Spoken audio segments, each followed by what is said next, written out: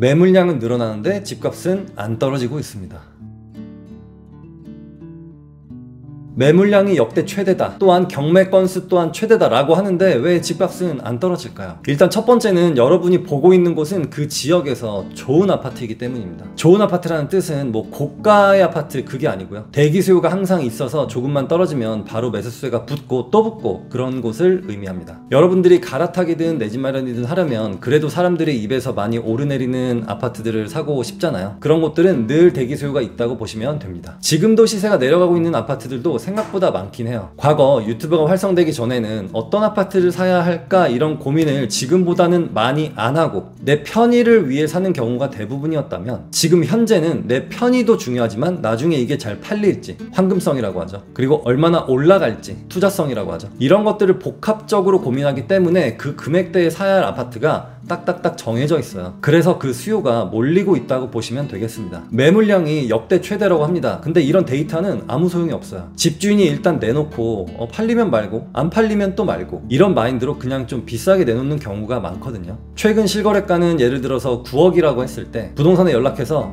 우리 집 10억에 내놔주세요, 팔리면 말고 아님 말고, 이런 식의 매물이 정말 많다는 겁니다. 배짱 매물이라고 하죠. 팔 생각도 없으면서 그냥 내놓는 것들. 또 어떤 게 있냐면, 우리가 네이버 매물을 보고 부동산에 가요. 이거 있냐고 물어보면 없다고 하는 경우도 많습니다. 이거 뭐예요? 네, 낚시성 매물이에요. 일단 좀 저렴하게 던져놓고 누가 찾아오면 그건 계약이 되었고 그거랑 비슷한 매물이 있다, 이런 식으로 영업하는 겁니다. 그래서 실제 매물은 많지가 않아요. 지금 부동산 한번 가보세요. 하나만 가는 게 아니라 여러 개 한번 가보세요. 현실적인 금액대의 매물은 아마 한두 개 정도, 나머지는 터무니없는 금액들이나 뭐 이런 매력적이지 않은 매물들만 잔뜩 있어서 실제로는 매물이 별로 없다고 보시면 되겠습니다. 그럼 경매 건수도 최대인데 왜 집값은 안 떨어지느냐? 경매 건수랑 집값은 아무런 상관관계가 없습니다. 낙찰률이랑 상관관계가 있어요. 하락장 때는 낙찰률이 낮고요, 상승장 때는 낙찰률이 높아요. 지금 아파트의 시장은 낙찰률이 어떨까요? 네, 거의 일반 매매랑 비슷한 수준입니다. 어떤 곳은 일반 매매가보다 더 비싸게 낙찰되는 경우도 있어요. 따라서 이런 지표들은 전혀 볼 필요가 없어요. 제가 누누이 말씀드리죠. 가장 중요한 것은 실거래가 그 자체가 가장 중요하다고요. 요즘 잠실을 비롯해서 도곡, 대치, 압구정, 반포 이쪽이 무섭게 치고 올라가고 있습니다. 그게 많이 올라가면 어떻게 될까요? 그 밑에 급지들이 또 자극을 받게 되거든요. 예를 들어 나는 용인에서 분당으로 갈아타게 하고 싶어 하는 분들은 빨리 가야 합니다. 왜냐면 분당은 아직까지는 매물이 그래도 좀 있어요. 왜? 재건축이 아직 시간이 좀 남았고 이 재건축 시세는 신축이 먼저 올라간 다음에 후행하기 때문이에요.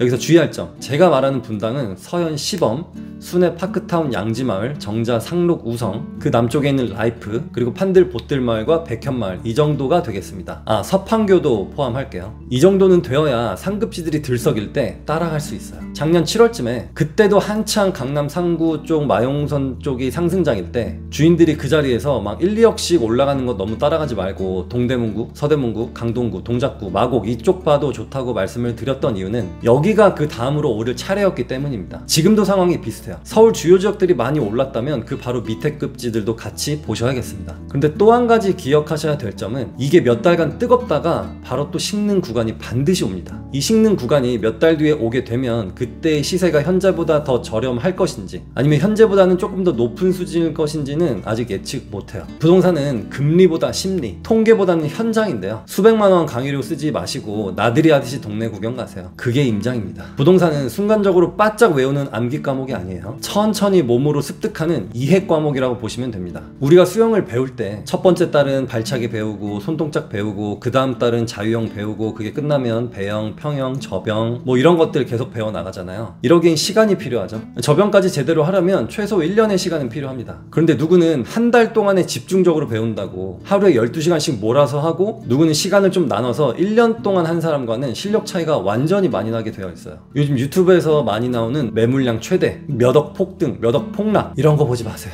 별로 도움이 안 됩니다. 여러분도 알잖아요. 막상 보고 나면 남는 게 별로 없다는 거. 개인이 하는 유튜브 뿐만 아니라 언론에서도 불과 3주 전에 이런 뉴스를 내보냈습니다. 이 뉴스를 보신 분들, 지금 집 사면 안 되겠다, 기다려야겠다, 이렇게 계획 세우신 분들도 많을 겁니다. 근데 지금 어떻게 됐죠? 네, 그렇기 때문에 이런 뉴스는 보지 마시고요. 그리고 데이터만 분석하는 사람들, 그것도 좀 조심하시고요. 저렴한 거 여러 채 사보고 전문가 행세하는 사람, 그거 믿지 마시고요. 하락만 주장하는 사람들 거 주의하시고요. 무슨 말인지 알죠? 부동산 공부 어떻게 하냐고 물어보시는 분들이 많은데 수능 공부하듯이 내신 공부하듯이 하지 마시고 밖으로 나가서 직접 보고 느껴보는 겁니다. 주말에 오전에 일찍 나가서 청량리 한번 돌아보고 그 옆에 이문희경 한번 싹 보고 점심 먹고 또 장인 뉴타운 한번 싹 돌아보고 또 광운대역 한번 돌아보고 그리고 집에 오는 거예요. 걷는 양은 좀 많을 수 있어요. 네, 그렇지만 이게 시험 공부 또는 자격증 공부가 아니기 때문에 좀 마음 편하게 장기적으로 하셨으면 좋겠습니다. 잘할 수 있죠. 그리고 또 부동산 공부에 도움이 될 만한 책